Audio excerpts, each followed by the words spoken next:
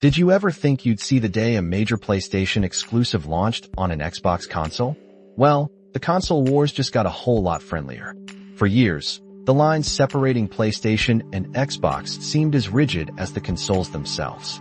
Sony had its exclusives, Microsoft had theirs, and you picked your side. But lately, we are witnessing an intriguing shift.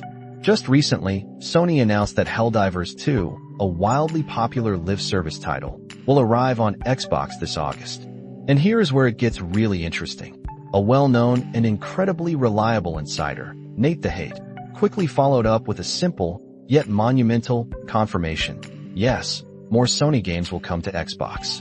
Now, NateTheHate has a strong track record, giving us confidence in his claims. He could not share specific titles yet, which leaves us all on the edge of our seats wondering which PlayStation gems might cross the divide. He did, however, playfully mention games like LEGO Horizon Adventures, which is already charting a multi-platform course, even landing on the Nintendo Switch. When pressed on whether something like that would even bother anyone coming to Xbox, his response, essentially, was a shrug. And he has a point. Does it really matter if a family-friendly spin-off shows up everywhere? This move with Helldivers 2 is not just a one-off. Think about it. Helldivers 2 launches on Xbox on the very same day that Gears of War Reloaded, a title from Microsoft's own camp, hits the PlayStation 5. This is not just a coincidence. This is a strategic dance.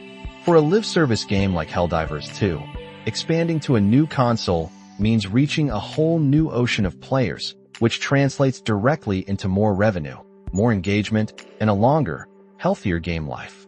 Why would you ever leave money on the table when you are running a service that thrives on player numbers? Adding even more fuel to this fire, Sony recently posted a job listing that strongly suggested they are exploring bringing even more of their titles to both Xbox and the upcoming Nintendo Switch 2. This is not just a rumor from an insider. This is the company itself, subtly revealing its evolving mindset. Of course, once the Helldivers 2 news broke, Xbox fans immediately started chanting for Marvel's Spider-Man. While that is certainly an exciting thought, we probably should temper our expectations. Iconic, single-player narratives, the ones that truly define a console's identity, likely stay put. But for everything else, especially live service experiences and perhaps even some older catalog titles, the gates might just be opening wide.